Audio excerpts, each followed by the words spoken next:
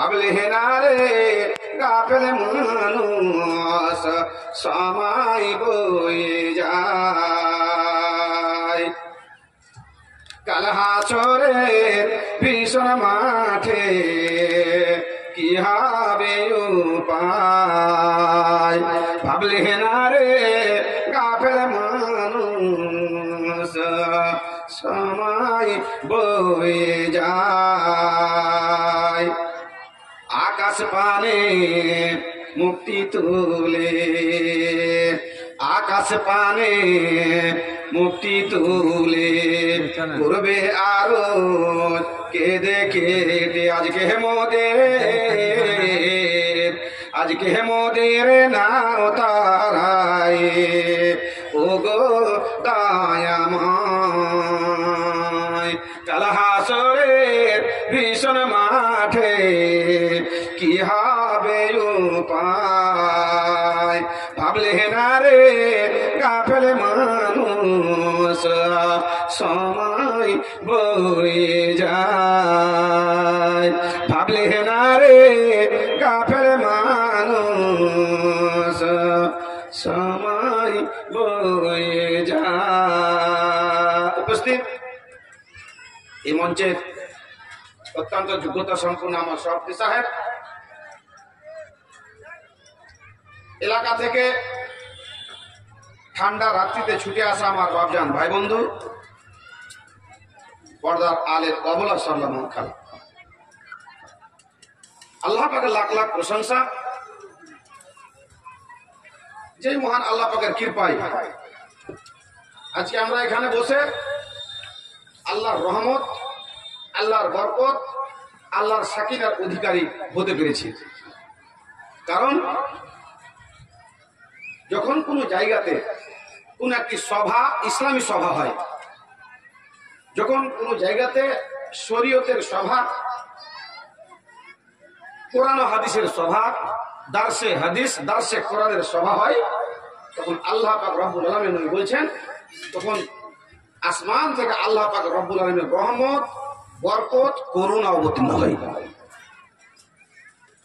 যখন সন্ধ্যা হয়ে যায় তখন আল্লাহ পাকের অগণন ফেরেশতা এই পৃথিবীর বুকে নেমে আসে, এসে খোঁজাখুঁজি খোঁজাখুঁজি খোঁজাখুঁজি করে যে কে কোথায় আল্লাহর সেপ্তসনায় মুক্ত আছেন, কে কোথায় আল্লাহর গুণকীর্তন করছেন, কোথায় সভা হচ্ছে, কোথায় দার্সে কোরআন, দার্সে হাদিস হচ্ছে, কোথায় ইসলামের প্রচার প্রসার হচ্ছে। এই খুঁজতে খুঁজতে খুঁজতে খুঁজতে যখন এরকম সভাগুলোকে পেয়ে যায় তখন ওরা বলে হালু চলে এসো, ছুটে এসো, পেয়ে গেছি, যেই কারণে আমরা এসেছি পৃথিবীতে পেয়ে গেছি। এই খবরটা তখন আল্লাহকে দেয়। হ্যাঁ আল্লাহ, কিষানগঞ্জ থেকে 7.5 কিলোমিটার দূরে জুমা মসজিদের জালসার সভায় তোমার পাগল পাগল বান্দা বসে হাদিস কোরআন বর্ণীয় শ্রবণ করছে। আল্লাহ তখন জিজ্ঞাসা করেন ফেরেশতাকে, ওরা কি চাইছে? আল্লাহ পাক রব্বুল আলামিন ফেরেশতা বলেন যে ওরা তোমার জাহান্নাম থেকে পানাহ, তোমার করুণা, তোমার দয়া, তোমার রহমত, তোমার বরকত চাইছে। ফেরেশতা তখন আল্লাহ তখন ফেরেশতাকে বলেন, হাল রানি, ওরা কি আমাকে দেখেছে? ওরা কি আমার জান্নাত জাহান্নাম দেখেছে? না, আল্লাহ দেখেনি। বলছে যদি দেখতো তো আর কত আমার কাছে ক্ষমা চাইতো, কার আমার কাছে পানাহ চাইতো, কার আমার করুণা চাইতো। আল্লাহ পাক রব্বুল আলামিন তখন ফেরেশতা, যাও তাদেরকে আমি ক্ষমা করে দিলাম। ভাবছি বিশাল বড় কথা, এই কথা হজম করার মতন শক্তি লাগবে। হজম কার হবে আর কে করবেন, আমি করতে পারবো না, সভাপতি সাহেব করতে পারবেন না, আপনি করতে পারবেন, এটা পার্সোনাল ব্যাপার। সুদূর প্রান্তর পাড়ি মেরে মক্কা নগরী থেকে ইরাকের বুকে আসলেন একজন সাহাবী রসুল।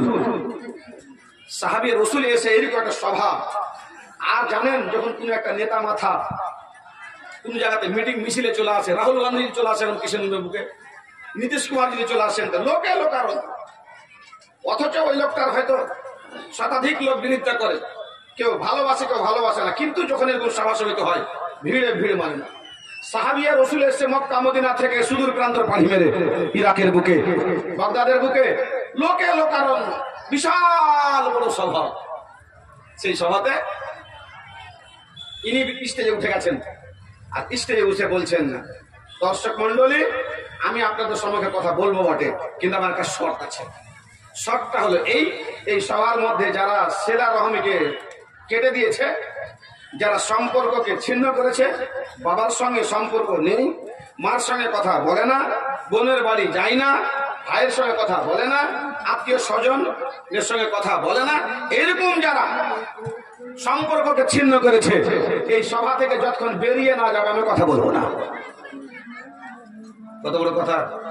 আমি যদি এখন বলি যে এখানে যারা মার সঙ্গে ভালো সম্পর্ক রাখেননি, বোনের বাড়ি যান না, ভাইয়ের সাথে সম্পর্ক নাই, ভাইয়ের মেয়ের বিয়ে হলো বিয়ে খেতে যায়নি, ভাগ্নির বিয়ে হলো নিমন্ত্রণ করলো যায়নি, বোন আসে না ভাইয়ের বাড়িতে, ভাই যায় না বোনের বাড়িতে, 4 মাস থেকে মার সঙ্গে ছেলে কথা বলেনি, বাবার সঙ্গে আব্বা বলে ডাকে না, এরকম যদি সিচুয়েশন হয়, তাহলে এখানে যারা আসেন এরকম লোক, আপনারা বেরিয়ে যান, তারপর আমি কথা বলবো। দেখবেন যে সভাপতি বেরিয়ে গেছে কিনা, মূল যে বক্তা ওই বেরিয়ে গেছে, হতে পারে।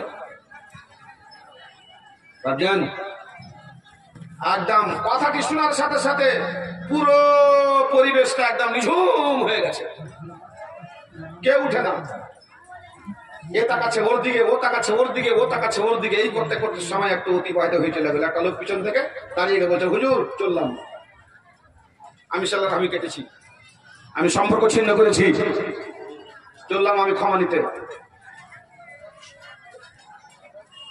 রাতারাতি ওখানে গিয়ে একটা গেটে গিয়ে ধাক্কা মারছে, গেট খুললো, গেট খুলে দেখছে যে আমার গেটে আমার বোনের ছেলে দাঁড়িয়ে আছে। বলছে, আসসালামু আলাইকুম খালাম্মা, ভালো আছেন? বলছে, বাবু তুমি এত রাত্রিতে?